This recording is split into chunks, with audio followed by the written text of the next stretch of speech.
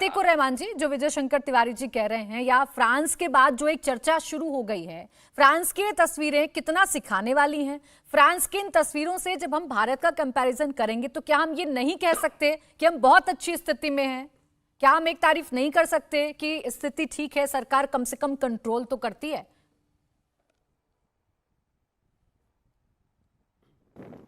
प्राची जी, ये सवाल बहुत इंपॉर्टेंट है, लेकिन जो आपका सवाल कंपैरिजन का है फ्रांस और इंडिया का, मैं ये नहीं मानता हूं, क्योंकि फ्रांस में जो हो रहा है प्राची जी, उसमें और भारत में अंतर है। फ्रांस में जो पॉपुलेशन अभी रिवोल्ट कर रहा है, रायट कर रहा है, वो फ्रेंच पब्लिक नहीं है, वो है इमिग्रेंट्स।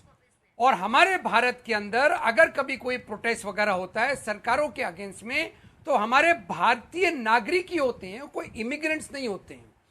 यहां पर आपने जो सवाल उठाया है कि क्या हमारी सरकार ने फ्रेंच सरकार से बेहतर नहीं है जो राइट को तुरंत कंट्रोल कर लेती है, इसका सीधा सा जवाब यह है प्राची जी कि जब आपने देखा होगा कोर्ट की फटकार लगी थी, जब मुसलमानों की तस्वीरें योगी सरकार ने लगा दी थी बड़े बड़े बैनर बनाकर, और कोर्ट ने फटकार लगाई थी कि आपने किसकी इजाजत से ये मुसलमानों की तस्वीरें लगाई है एंटी सीएए के प्रोटेस्ट के दौरान।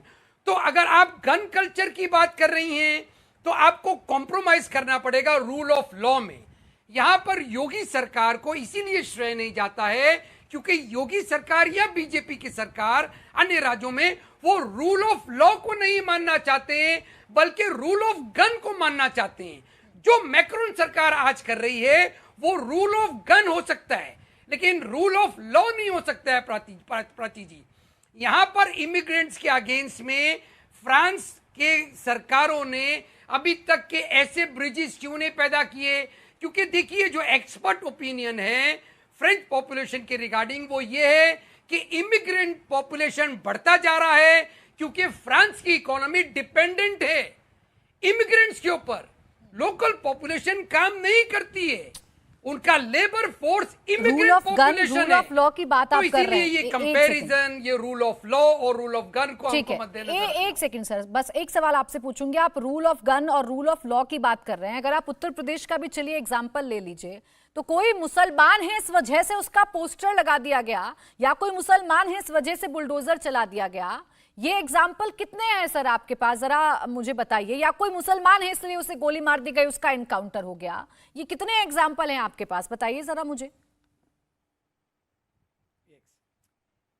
प्राची जी, ये एग्जाम्पल गिने चुने इसीलिए हैं, मैंने पोस्टर्स का एग्जाम्पल खास तौर पे इसीलिए दिया क्योंकि ये गन कल्चर वाली जो सरकार है जब तक सत्ता में रहेगी, कैसे आप उम्मीद कर सकती हैं ये जो केसेस हैं ये सही इंजाम पे पहुंचेंगे, अदालतों में नहीं पहुंचेंगे।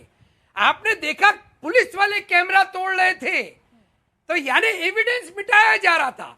बुलडोजर चलाने का माइनॉरिटीज में मतलब ही ये है कि एविडेंस खत्म हो रहा है, पेपर्स कहां से लाएंगे जब सरकारी एविडेंस खत्म कर देगी। सरकारी रूल ऑफ लॉ को नजर आता है कि सिर्फ मुसलमानों पर बुलडोजर चला, आपको ऐसा क्यों नजर आता है कि मुसलमान है इस वजह से गोली चली?